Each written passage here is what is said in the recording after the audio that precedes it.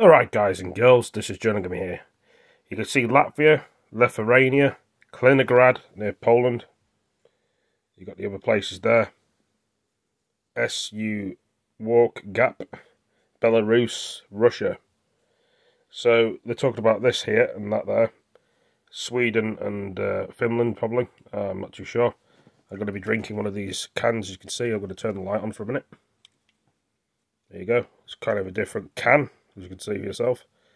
It's a Coca-Cola can, so I'll be drinking that in a minute. As you can see, it's different colours. Orange, pink, red. And it's a zero sugar one. I don't think you've never seen this. It's from Costco Cafe Town Centre.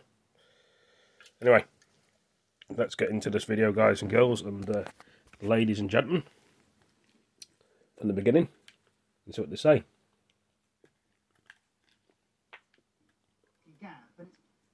Says,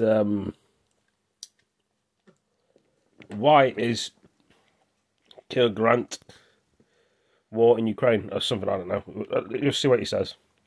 It's confusing for me too. Fallout from the war in Ukraine has brought a focus on a part of Russia you may not know well.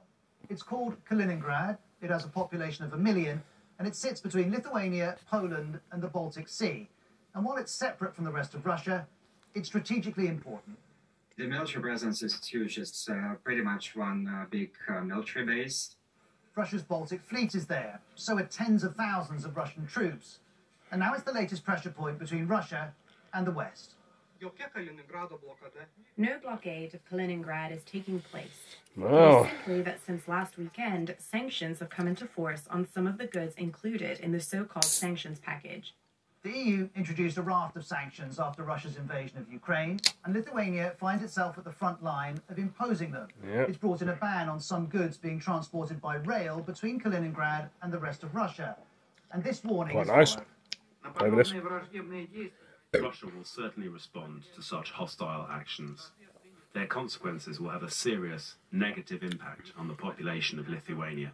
We don't know what those consequences may be, but we know about the sanctions. The Times reports a choking off of the supply of items such as iron, washing machines, crockery and perfume. The governor of Kaliningrad says the Times paper. 40 to 50% of rail imports are affected. But Russia's reaction may not only be about that. There's also the expansion of the military alliance, NATO.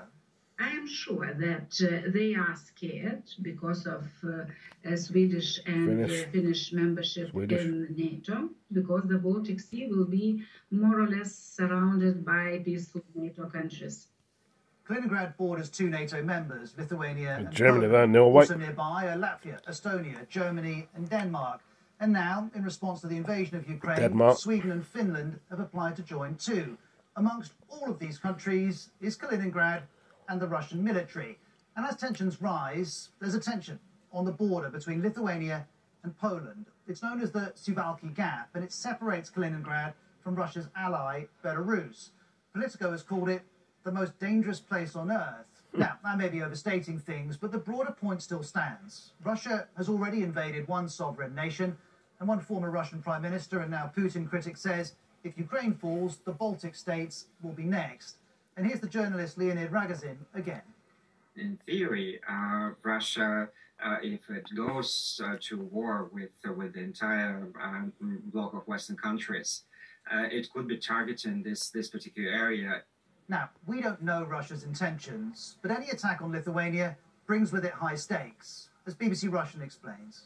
I believe now everyone in Kremlin realizes that this attempt will lead to a war with a country which is a NATO member and an EU member. Russia knows that war with one NATO member means war with all NATO members. And on whether that could happen, here's the BBC's Russia editor, Steve Rosenberg. I don't think that is very likely, but the fact that some people are talking about this and pushing for this, that shows just how bad relations have become between Russia and the West. Relations are bad, and they're getting worse. NATO says it's responded by significantly strengthening its readiness to protect and defend all allies. That means battle groups being deployed in Poland, Lithuania, Latvia and Estonia. And so, not for the first time, Kaliningrad finds itself part of a global power struggle that's playing out in Europe. During the Second World War, it was known as Königsberg and controlled by Nazi Germany. Russia, though, captured it. And after the war, it would become Kaliningrad and part of Russia. Now, over 75 years later, Russia's relations with Western Europe are again being reset. And while a military escalation is not expected... Well, there we go, guys and girls, ladies and gentlemen. What do you think about this? Is it going to happen or not? Surrounded by NATO members and in part by NATO troops. Combine that with Russia's recent statements, and we understand why the focus on Kaliningrad is increasing right now. Well, guys and girls and ladies and gentlemen, I'm going to end the video. And thank you for joining me. And I'll see you all in the next one. Where's that gone now? Anyway, take it easy. Peace.